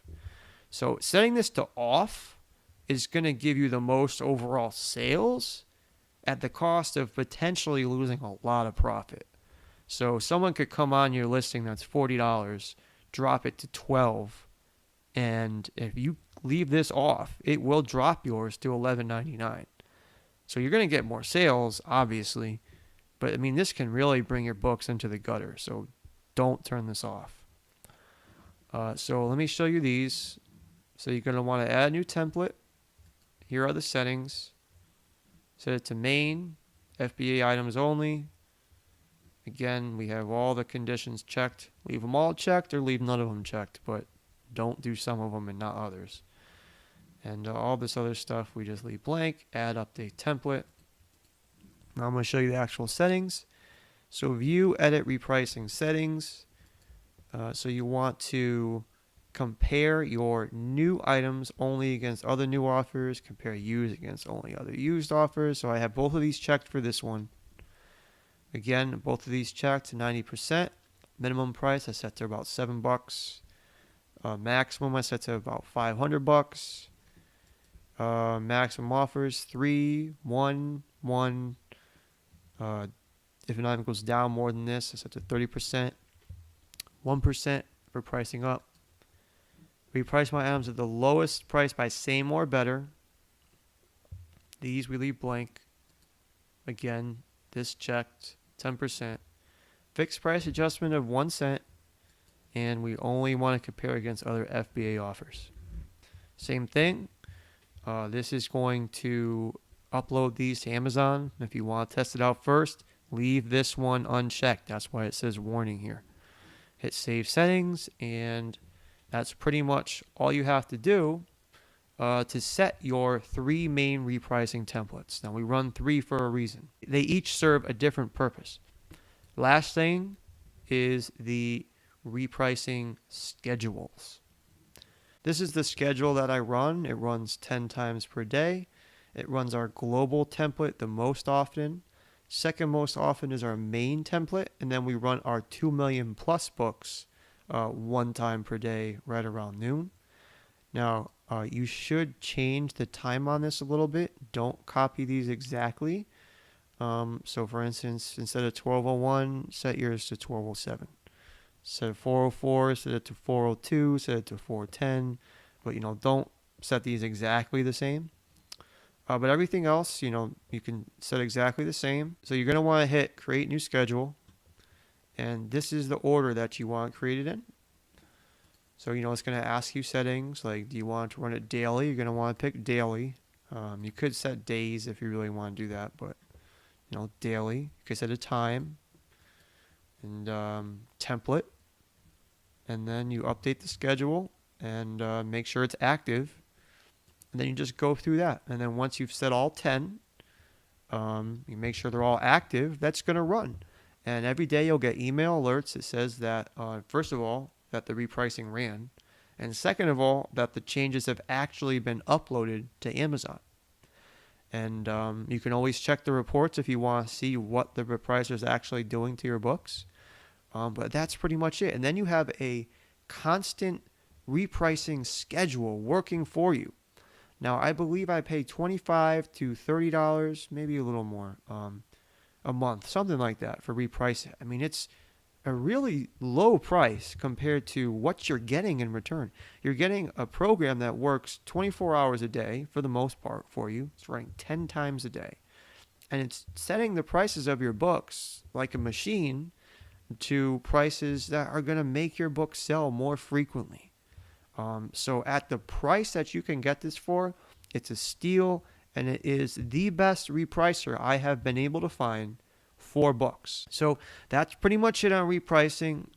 If you have questions on this, you can reach out to me. You can email me.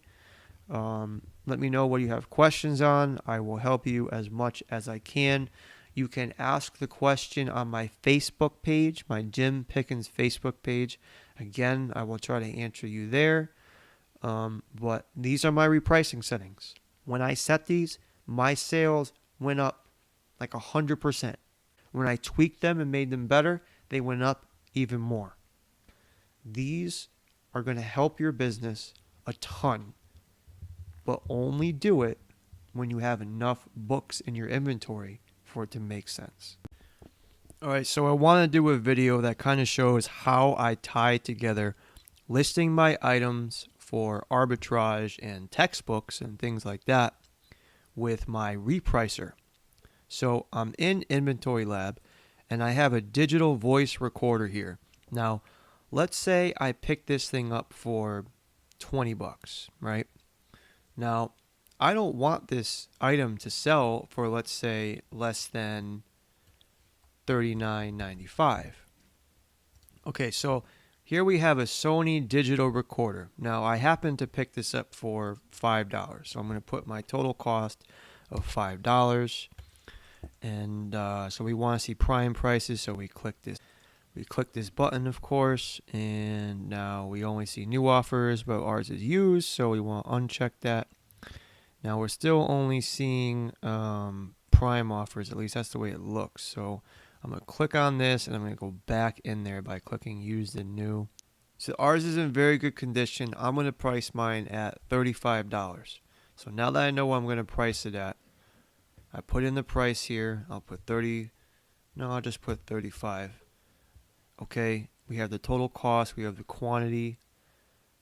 This is where I sourced it. We have OA X-ray for got it online, and SKU I have it set to OA for online arbitrage.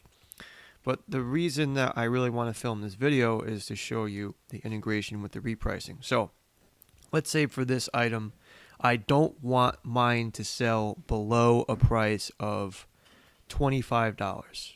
Okay, so I go over to my reprice it, and your dashboard is going to look like this. So you want to click on item settings, then you want to click on add individual items, and SKU you want to put the M SKU right here. So you copy that, go to reprice it, paste it in, and the only thing that you have to put here is the minimum price. So I'm going to put $25. You hit add, and it'll say item updated, and that's all you have to do. So now, even though we have all kinds of repricing settings, some passive, some aggressive, we know that no matter what, for this item, the price is never going to go below 25. So we just set a SKU specific repricing rule. And this is what I do all the time for my arbitrage items and for textbooks, because a lot of my textbooks, I don't want them to drop below a certain amount, because I know when it comes to textbook season in September and August and of course in January, that I can get a lot more for those textbooks. So I'm not going to sell them at blowout prices. So this is what you do, is exactly those steps. We did this on a Sony digital voice recorder, but this works the same way on textbooks. You copy the SKU, you go to reprice it, you want to click on item settings, and then you click on add an item. We'll go back through it one more time. Add individual items. You paste it in, you set your minimum price, and then if I hadn't already done this, I would just click add update item, and then that's it. And then that's it. So that's all you have to do to make sure that your items don't sell at a blowout, because we have our repricing settings that are set for mainly books, but they reprice everything, okay? Because we want our other items to be repriced as well. But what this does, it adds a safety net. So now we don't have to worry about, the items, like let's say we spend a lot on an item. Let's say I spent, $20 on this item. Well, then I wouldn't want it to sell less than, let's say, 35. So I could also put 35 in there and the price would never go down at all, right? So this is how you implement Inventory Lab and reprice it together, okay? And I'll show you in another video what I do as far as tracking my sales to make sure what I'm buying is selling for as much as I want it to and in the time that I want it to. And when you track all this stuff through a spreadsheet, that's when you really get a feel for how things are going in your business, what's worth it, and what's not. So that's going to be another video, so make sure you check that out too. This is going to be the first video in a series of videos. Whenever we go to garage sales, estate sales even, I'm just going to do a quick recording just to show you some of the things I picked up. To kind of show you what we deal with, what we feel is worth our time when we go to places like these, because not everything is going to be worth your time. Even though you can make money on something, doesn't mean you should necessarily buy it. Here's some of the things that we got. I think we went to 3 or 4 tag sales. It was really quick, it didn't take very long.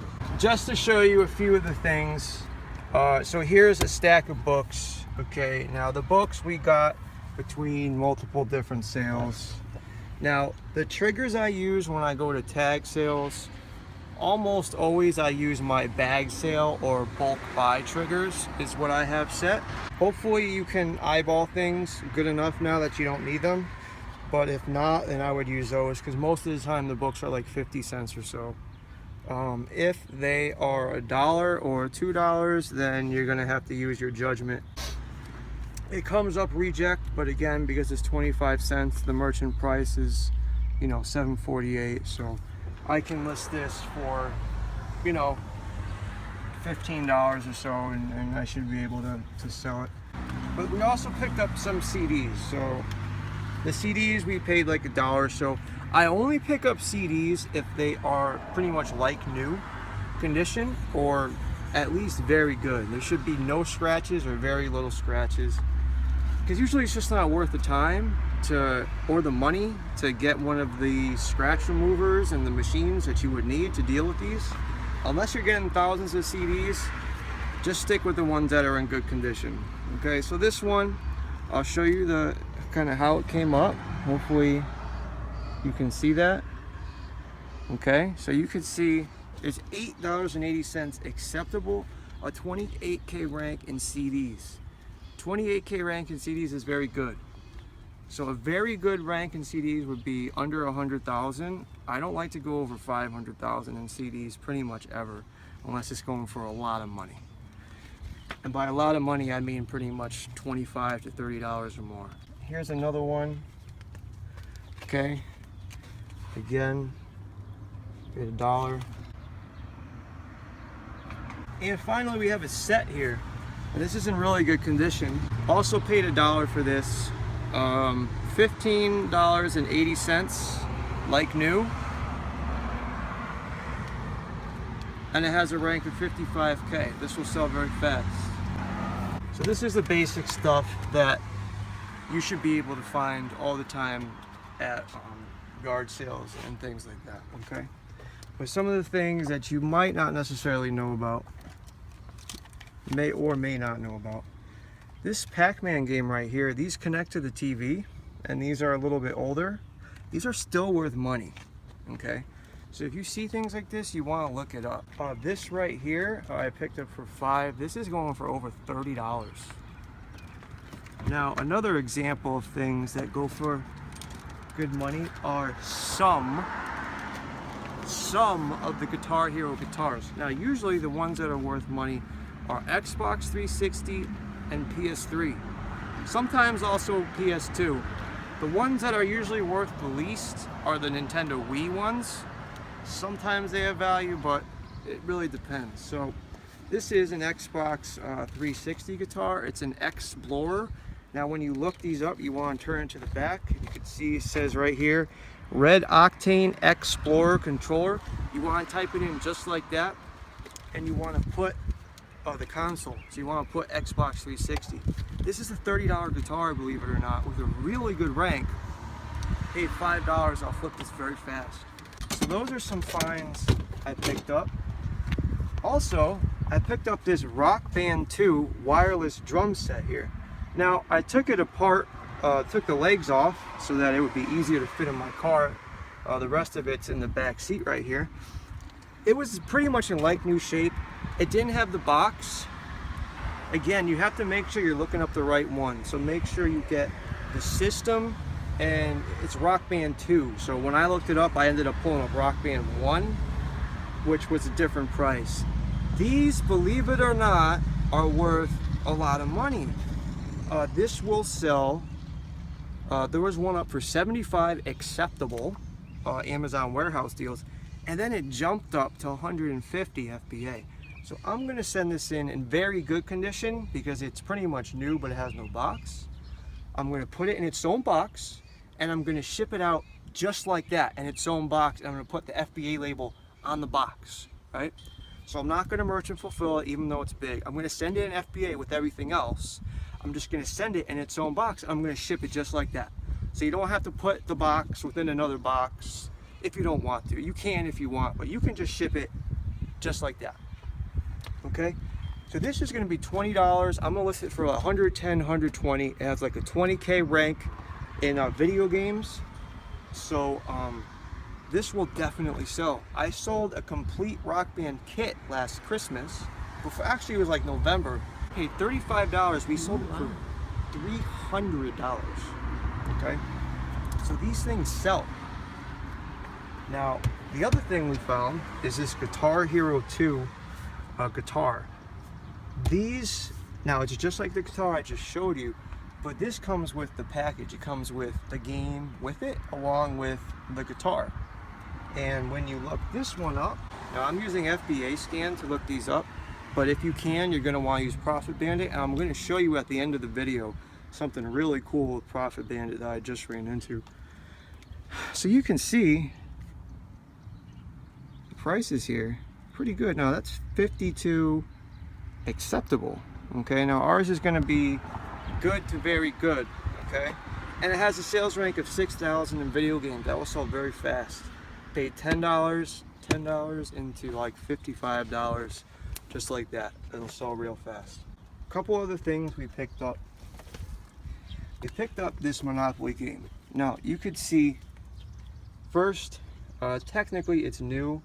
The plastic is a little ripped here, so I'll have to decide whether I put it as new or like new. But this is Boston Edition. So the board games that you're going to want to look at are board games that are new, or board games that are worth like $30 or more. Those are usually the ones that they're worth, kind of counting the pieces. But for the most part, I would stay away from board games that aren't new or aren't something special about them. So in other words, if this was just regular Monopoly, I wouldn't have even given it a second glance. But because it's Boston Edition, if you found Clue Simpsons Edition or something like that, that would be something that would be worth looking into. We take a look at this. Okay, 107K rank in toys. Merchant 25, very good. FBA 60, I think they're overshooting a little bit on that. But we should be able to pull in probably about, I would say probably about $45 to $50 on this easily. Because even if we can't put new, we can definitely put like new. And remember, this is just, there was a few tag sales. We hit one, we hit the next, we hit the next. This all happened very fast. So even though there may only be a few $100s in profit, this all happened very quickly, in quick succession. So if you can make a few $100s in like an hour's time, then it's, of course, it's going to be worth it. Now we actually went to the Walmart after. Just want to show you a couple things we got from there. Now you're going to see that the criteria is a little different, because this is like, now we're getting like retail arbitrage stuff. Margins aren't going to be as high. But this right here, you could see it's not showing the FBA price, but the merchant starts at $47 new. It's got 31K rank in health and beauty, which is really good. This, I happen to know from looking up on Profit Bandit, which I'll show you at the end, is going for 60, and we pay it 30.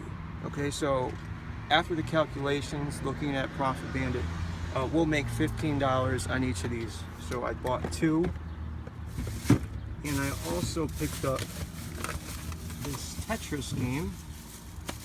This is a new Tetris game. The box is a little dinged, but not too bad. And we paid $7, and we can sell it for $20. Okay. And finally, there's one more thing I do want to show you. We got this also from Walmart. It's this was marked down to 15. This is also new. If we look this up, these are going for about $33 new. Now, the rank is like, I think it's about 200,000. On here it says 138, but I think this is a old database. This we're gonna make like $8 off of. Now they had like 4 of them. I only bought 2 because the rank was a little higher. I mean, maybe I could have bought them all, but when the rank's a little higher, I don't buy as much of a quantity. So this is something else that we picked up. Now, so now I'm going to switch the camera over to this one so I can show you something on the iPhone.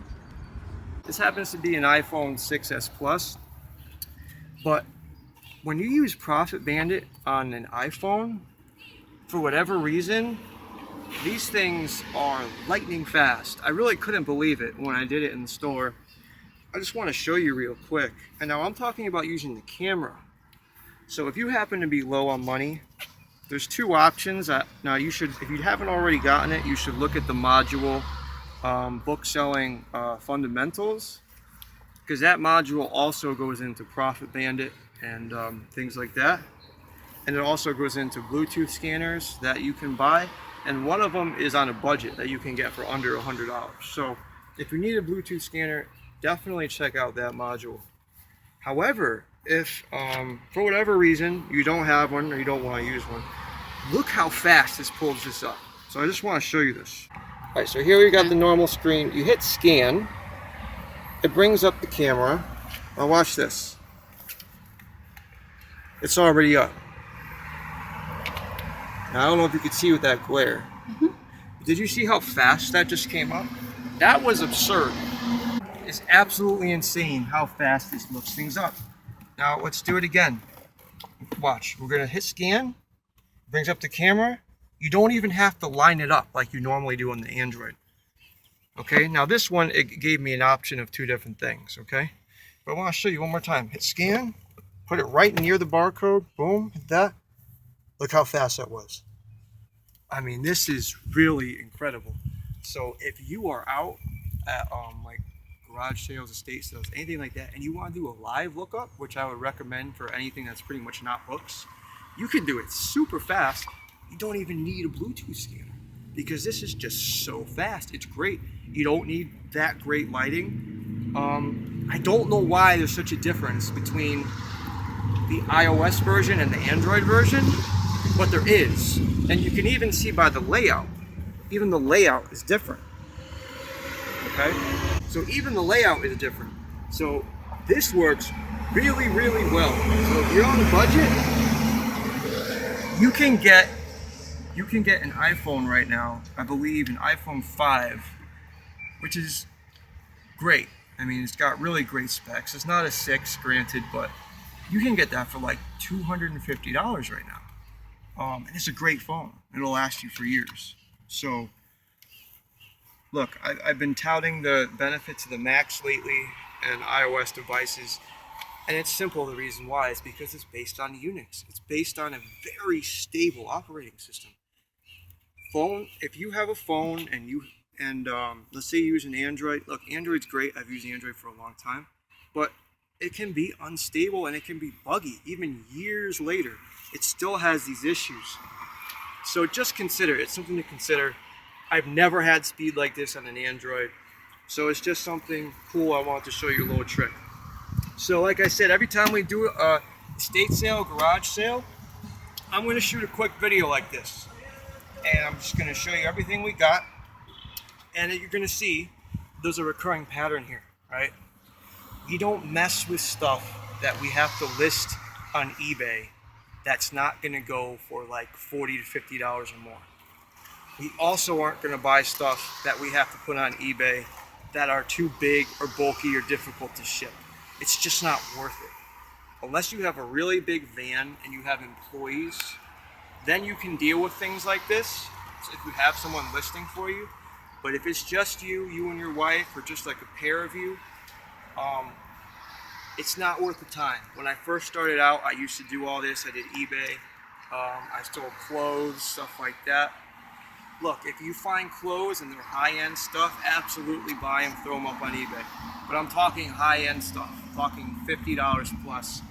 If it's not 40, 50 plus, it's really just not worth it unless you have a really big space that you can store everything in, because this stuff will stack up and pile up. Just picture if you had all of your Amazon FBA inventory in your house right now, and just picture what would you do? I mean, what would you do with it all? That's what you're doing with eBay.